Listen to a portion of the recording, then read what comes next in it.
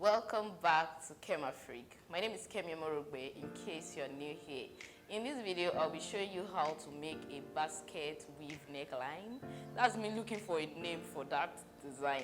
The first time I noticed it was on a design by NHN Couture, so kudos to her. I tried it out on an outfit and it turned out really lovely. And I've decided to share that knowledge with you. Do enjoy this tutorial, give it a thumbs up, don't forget to share and subscribe if you haven't.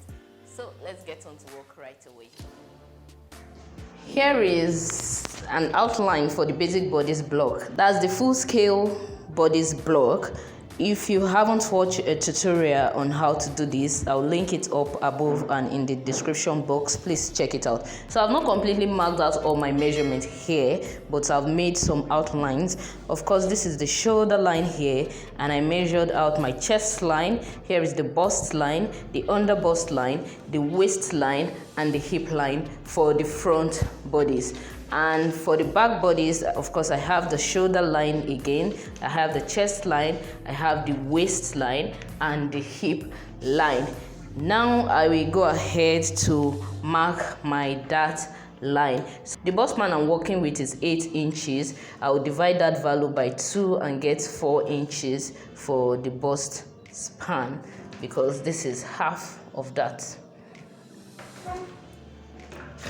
So I'll take this measurement from the bust line up until the hip line. Now I have to decide on how low I want the upper chest line to go, and I've decided to work with 6 inches. So I'll mark 6 inches in 2 places just so my line can be straight. Sorry, 6.5 inches. I'm working with 6.5 inches. Okay, so here we have it. Next, we want to create a shoulder dart. So I will measure the width of the shoulder and mark the center, the middle of that measurement. I'll connect it straight to the bust point.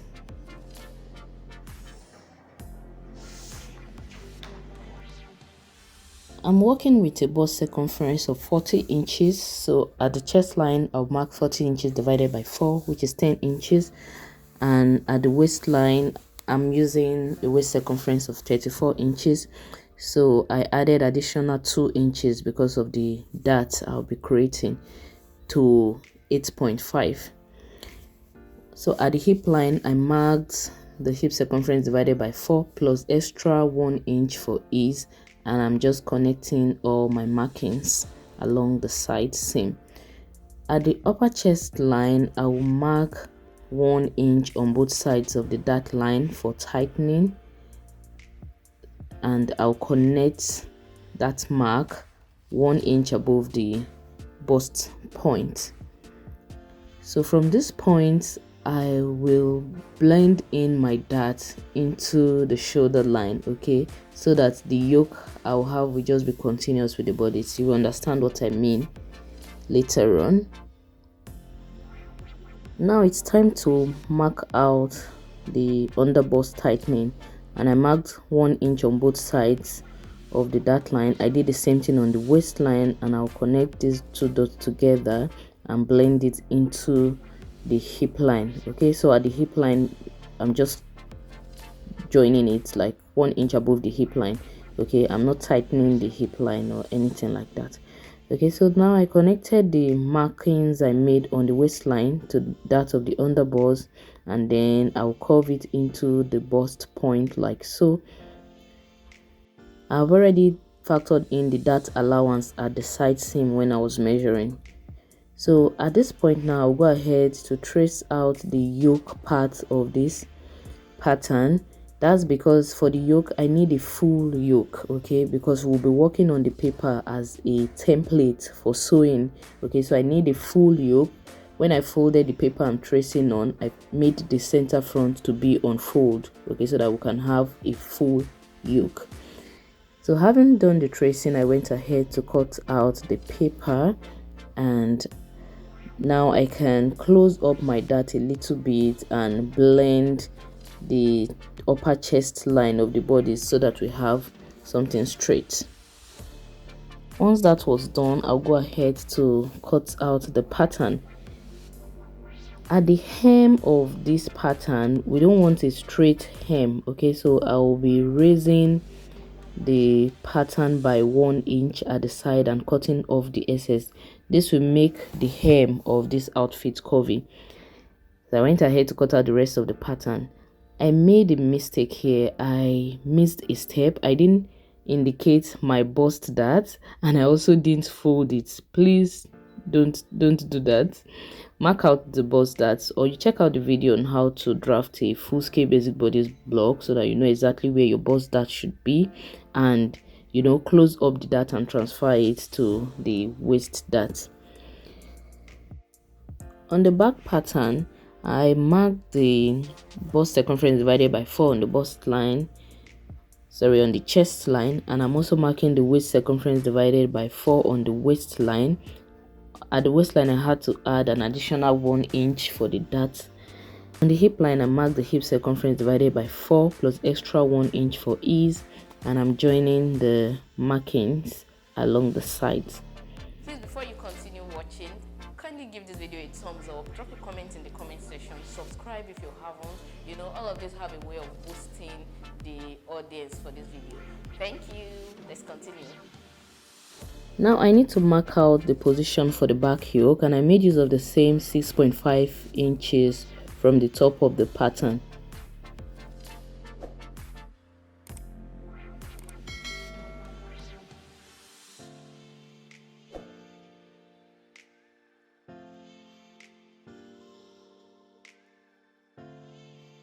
Here I am marking the position of my dart, and I still made use of the same 4 inches I used at the front.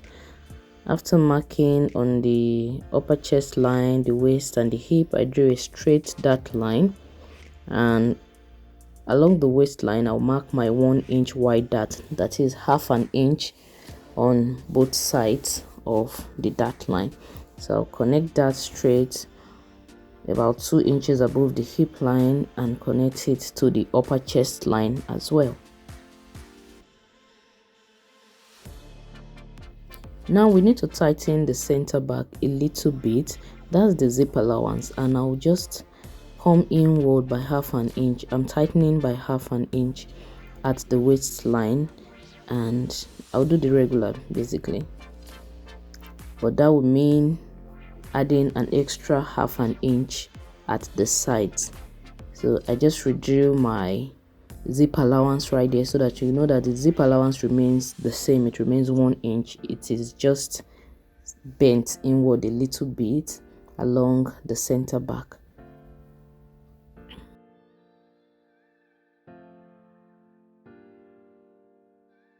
Now I'm going ahead to raise the hem at the side by 1 inch to make it uniform with that of the front. Then I can cut out my patterns.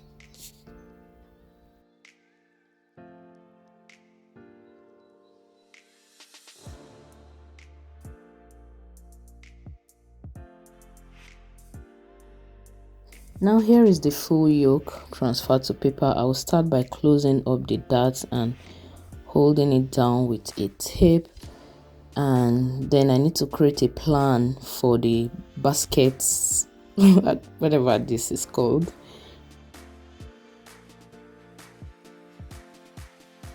In mapping out the plan for the yoke, the basic neckline I have on right now will serve as one of the channels, while I'll just create another one underneath. So right now I'm measuring 2 inches away from the regular line above. So I'm marking it all around so that I can have a smooth curve underneath to represent the second channel.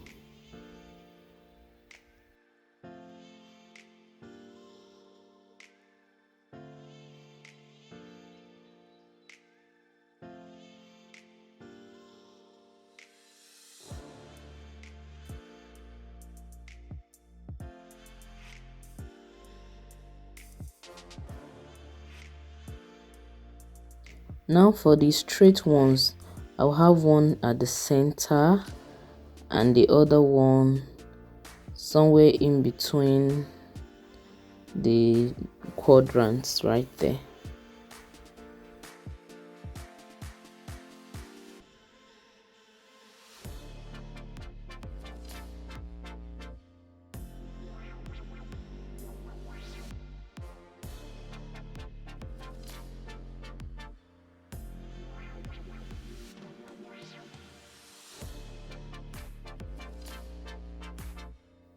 Now I'm drawing out more straight lines for the basket, and you can basically make any design you want with this. Just go ahead and create a plan for it.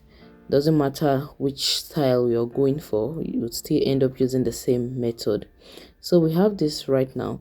For the back yoke, I will position it alongside the front shoulder so that I can mark the point that aligns with that of the front. So from here I can then draw out the plan for the back as well. So like I mentioned, for the front, for the back as well, you can make use of any design you want to see, right? So for this one, I decided to make use of 1 inch on both sides of the dart, and I connected it straight up to the shoulder line. Once I'm through creating my plan, I'll go ahead and cut out the back yoke, then transfer it onto another paper so that I can have 2 pieces. That is because I need the paper. The papers are going to serve as a template when I'm sewing.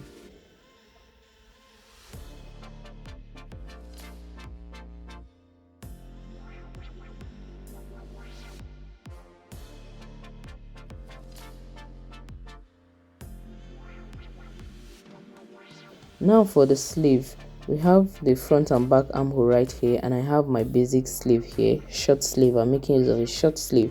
So I'll go ahead and measure what is left of the back armhole and also for the front armhole, and I'll go ahead and mark it out on the sleeve pattern. So for the sleeve pattern, we have the back and the front. I'll measure that of the front at the front side of the sleeve and measure that of the back at the back side of the sleeve pattern rather. Then I'll go ahead and join the 2 points together and connect them to the center of the sleeve. So once that is done, I can cut out the upper part of the sleeve and we'll have a sleeve that will fit exactly into the armhole of the outfit.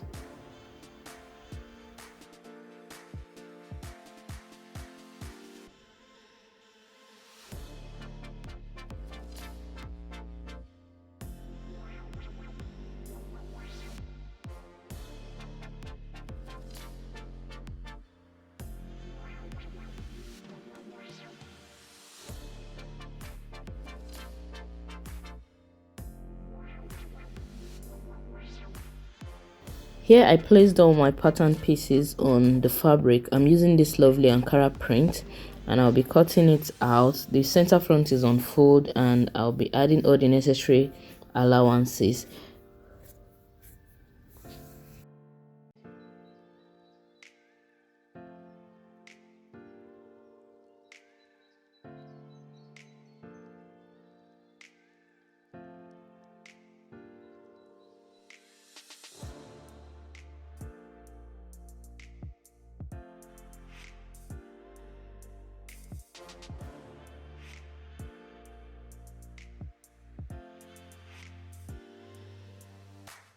For the center front piece, I have half an inch allowance along the dart line. In fact, along all the dart lines, half an inch at the top, then 1 inch hemming allowance.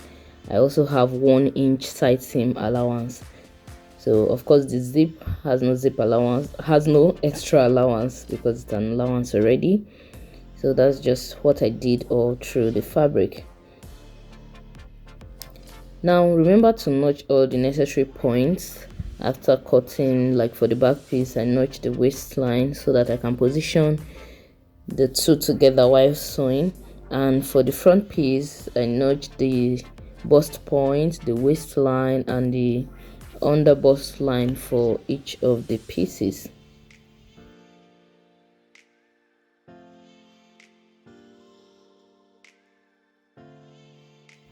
Here is the piece for the pockets. I have 1 inch side seam allowance, 2 inches hemming allowance, then 1 inch at the armhole and the top of the sleeve.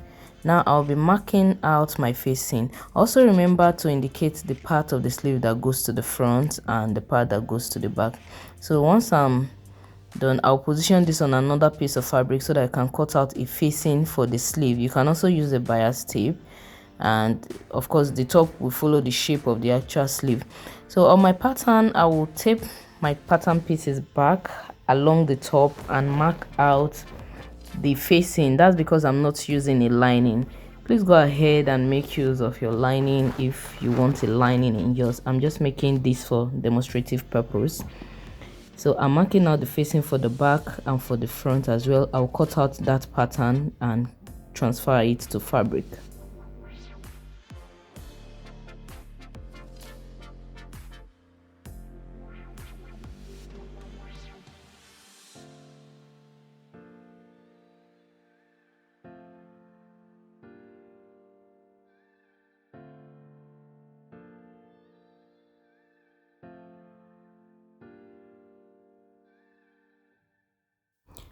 Now we are back to the yoke.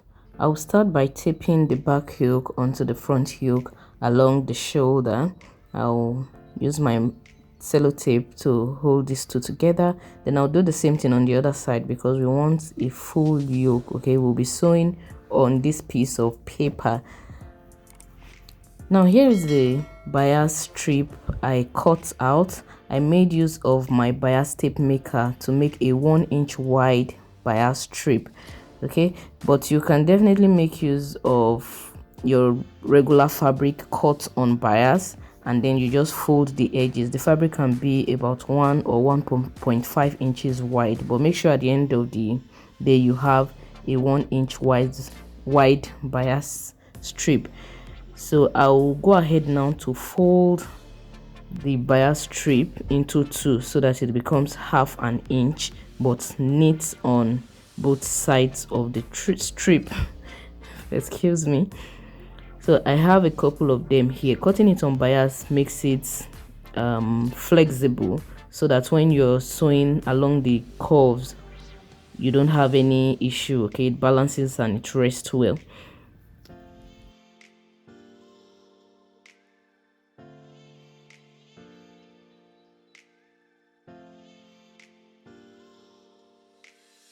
If you would like to know how to use a bias tape maker to make bias strips using any fabric of your choice, please click on the link above.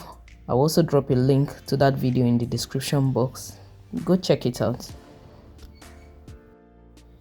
Here are my strips, they're ready. I'll be sewing this on paper and I'll be starting with the straight ones. So I'm positioning each strip at the center of the lines I drew out, and I'm going to leave about 1/4 inch above and then 1/2 inch below the paper. So because we still need sewing allowance on the strip, that's why I need to do this. So I'll do that on the 3 pieces, on the 3 lines, the 3 almost straight lines.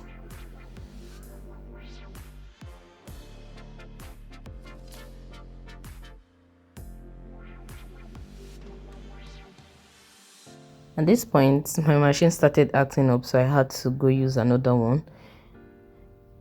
And I'm now working on the curvy lines now. Okay, and when doing that, you have to take it slowly. Although the fact that my strips are cut in bias really helped with this step, so you don't have any dragging or pulling of the fabric. So you can see how it rests really well. So after sewing on one side, I'll go ahead to sew on the other side so that it becomes more stable and it is properly sewn onto the almost vertical strips, or the vertical and the diagonal strips.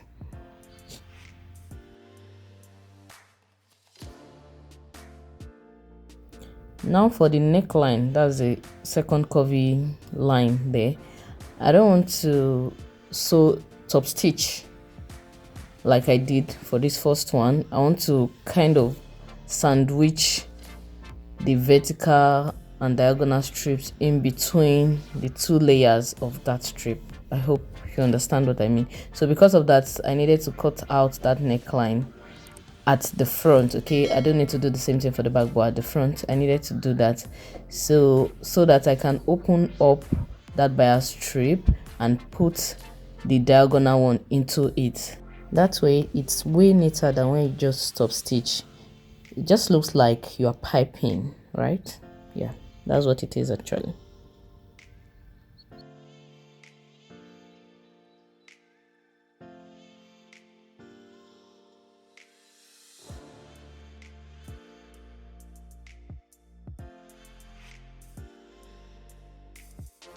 Here is our yoke. I'll set it aside so we can work on the main bodies.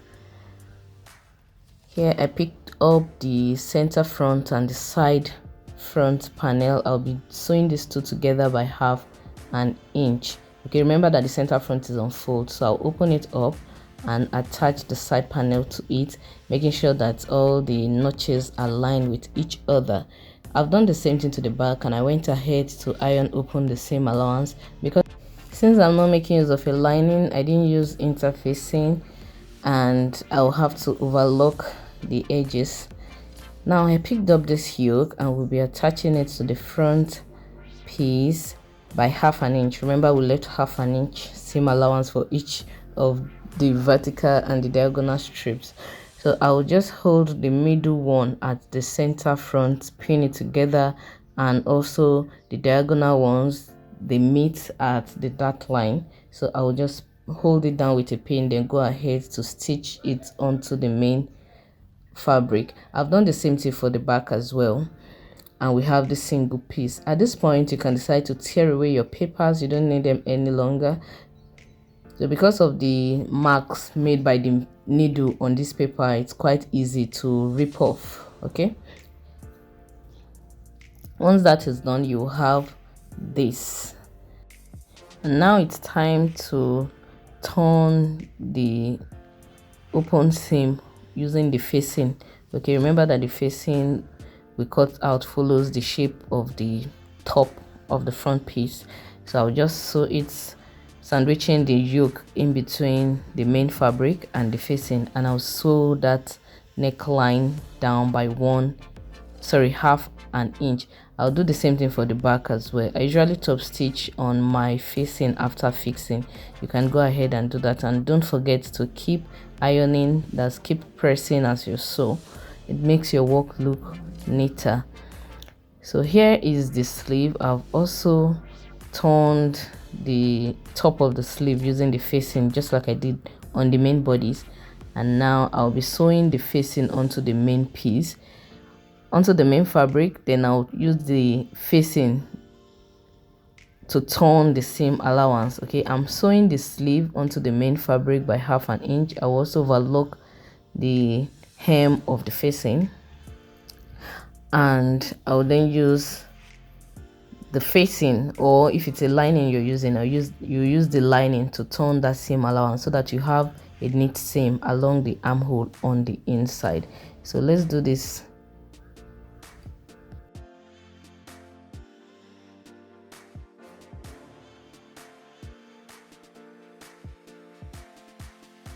Let's go over it again. Place the right side of your sleeve over the right side of the outfit, that's the main fabric. Then, but you're treating the facing of the sleeve and the sleeve as a single piece. Okay, so sew by 1/2 inch, then use the facing of the outfit to turn that seam so that we can have a neat seam on the inside. So that is done, and here is what I have here. At this point, I'll go ahead to fix my zip at the center back.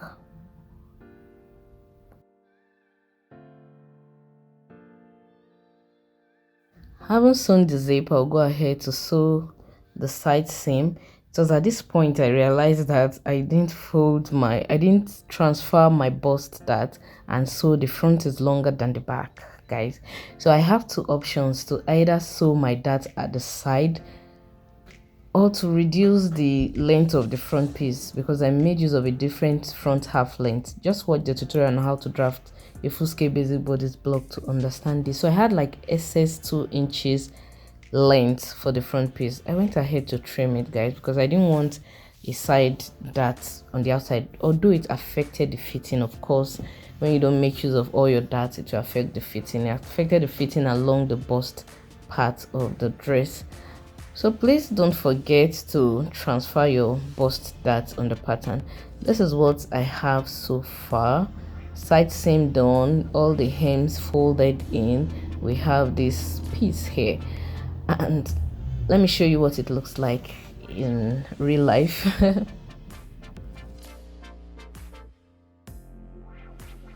I paired this with a gathered skirt I made using the same fabric, and it looks good, although the fit could have been better along the bust if I had made use of the bust dart.